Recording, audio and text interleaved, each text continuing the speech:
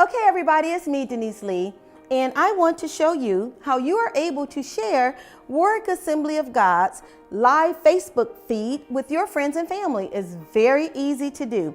First, go to Warwick Assembly of God Facebook page, click on the live video, and then you have three options at the bottom.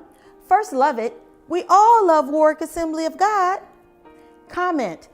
Tell everyone you're glad that you are here. Share. Hit the share button, and now you have options. You may share it on your page. You may share it on someone else's page. Why not? They're not here. They should see Warwick Assembly of God too. Or you may send it as a message.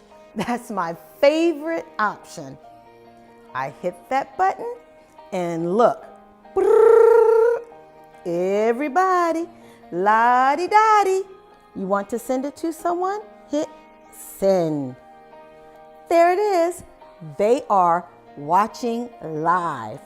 So hit them all. What does it matter? They should be here too.